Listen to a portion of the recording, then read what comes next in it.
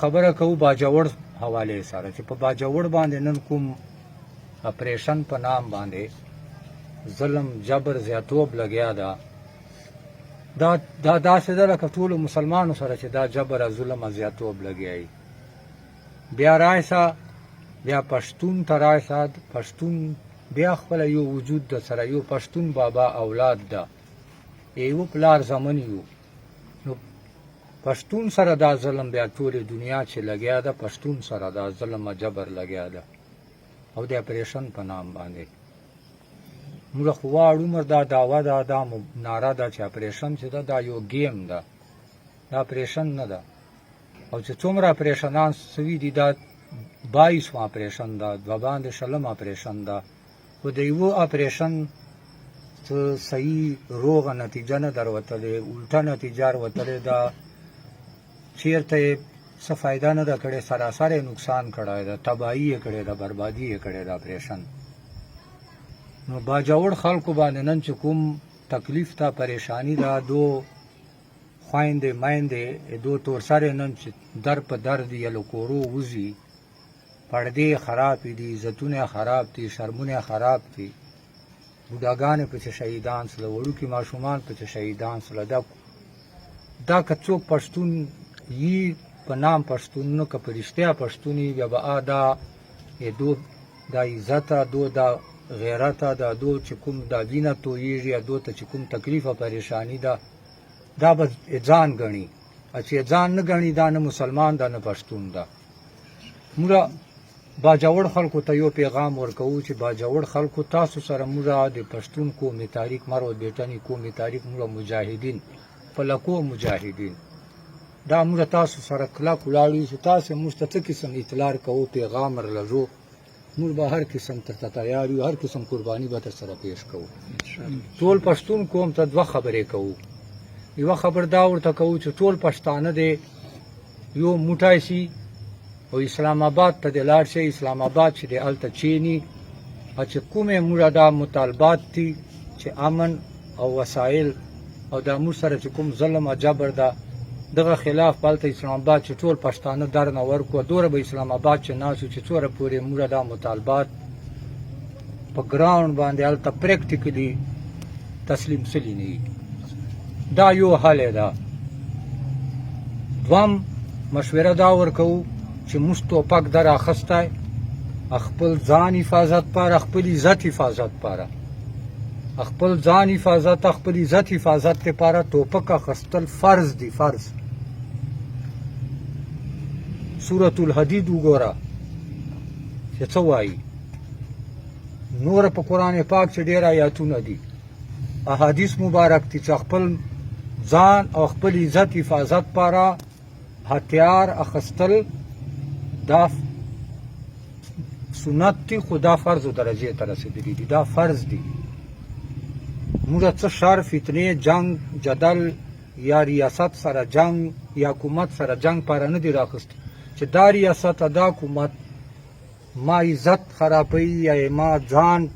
وینه تویوي بیا مې دا ټوپک کور دغه پاره ایښی ده دغه پاره مې کړی ده چې به حفاظت پکوم داسې نه چې حکومت ریاست ما عزت خرابوي یا مې مړوي وینې مې تویوي د بهیږه پسې زه ټوپک نه راخلم دا کوم کتاب چې دي دا کوم قانون چې دي لکه تیره ولا شي بالکل چې ریاست حکومت تا پسې ټوپک را رهي وینې دې تویوي بالکل یې پسې راخله دا تا ته شریعت اجازت کوي پاکستان قانون یې ته کوي په پښتو رواج خدای اجازت نو دا ټوپک مو کورو چې چشته ایښي دي دا ځنه خلک دا پروپیګانډې کوي دا بې وقوف خلک چې دا خره دماغي به چې کپرې چې خره دماغي خره وال شه دي وایي ټوپک کلچر دا ټوپک بیا دا ټوپک د حضور علیه السلام توره څه شپه راخیستې وه حضور علیه السلام چې دنیا نه رخصت سو ده په میراث چې تورې پاته وې بیا دا توره جوړه چې شپاره ده دا توره خدای پیدا کړې چې شپاره ده دا دغه مقصد پاره د قرآن مجید چې سورة الحدید چې واعدوا لهم ما استطعتم چې دشمن ته اصلي هتیار لحاظ سره ټیکنالوژي لحاظ سره دومره تیاری وکړه چې تا قوت په ټولو قوتو زیات شي نو موږ پښتون ته دا وایو چې تا سره وکړه اوس بله لار سته نه بل اپشن نسته ټوپک پراخلی له دغ ریاست حکومت نه به ټوپک په ذریعې ځان بچ کوي عزت په بچ کوي بله لار نسته او که چا دا خیالي درې قسمه خلک ورته شو مشر د میلاو ده خرڅ ته مشر د خرڅ ته سموسا پیکوړو ور مشران دي سیاسي لیډر د خرڅ ته سموسا پیکوړو ور لیډران دي سیاسي لیډران او درباري مالا دا خرڅ ته د سموسا پیکوړو والا د درې قسمه خلکو نه چې چیرې امید نه وساتو د سموسا پیکوړو ور مشر سموسا پیکوړو ور سیاسي لیډر او درباري مالا دې نه چیرې توقع او امید چې نه وساتو خپله مشوره په وکړو او که داسې مو خوښه چې اول به غټه جرګه وکړو ټولو پښتنو غریبو عوامو داسې اوریجنل مشر کوي لا اوریجنل ملای لا اوریجنل سیاستداني هغه به وي ځکه چې اوریجنل ملا سته علمای حق ورته وایي اوریجنل علمای حق ښه ډېر دي په زرانو دي په زرانو اوریجنل سیاستدان سته دي او اوریجنل مشران سته عوام ټول اوریجنل دي ایګه چې چند کسان سته جاسوسي کوي جاسوس ته سور سته میلاو ده منافق ته سته د عوامو چې سته غریبو چې سته خو ډېر کم نو اول به خپله جرګه وکړو ټول پښتانه بیا به یې بعد اسلام آباد ته تاریخ مقرر کړو سیخ په اسلام آباد ته لاړ شو هلته به اسلام آباد ته چینو تورسرو ته به ووایو چې ورپسې راځو ځکه چې تورسرو عزتونه مې خرابېږي در په در کېږي خو هلته به اسلام آباد چې چیني که نه دو به یو سایډ ته چیني نرینه به بل سایډ ته چیني چې دوره به موږ دلته ناست یو چې مطالبات مو ټول تسلیم سوي نه وي انف از انف چې په بېغیرتوب او په ظلم او په جبر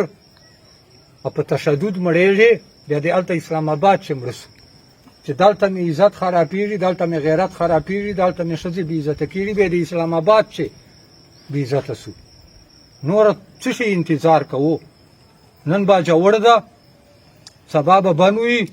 بله ورځ به پېښور وي بله ورځ به لکي مروت وي بله ورځ ډیایي خان وي بله ورځ به ټانک وي قسم په خدای چې که څوک پاتې شي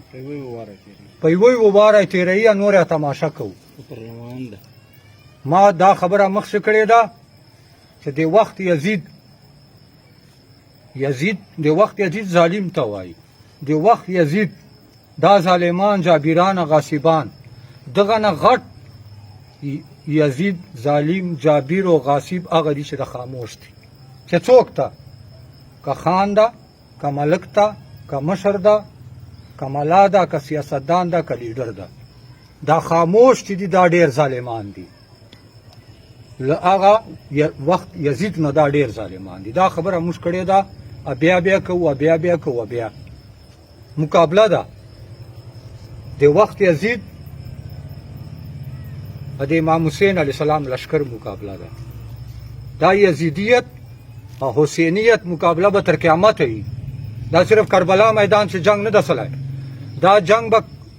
تر قیامت وي یزیدیت حسینیت دا جنگ به تر قیامت وي نو یزیدیت یو طرف ته ده حسینیت بل طرف ته ده یو لوري یزید لشکر به وي یو لوري ته بیا امام حسین علیه السلام لشکري یو لوري به حقي مطلب یې دا ده یو لوري به باطلي دا به تر قیامته دا جنګي نو دا کوم چې حق وال عوام دي مشران دي سیاستدانان دي لیډران دي علما دي حق وال دا د یو طرف ته ودرېږي یزید وال به بل طرف ته پاتې سي بیا سره وګورو چې څه نتیجه سره روباسو نور انتظار یې څه شي کوو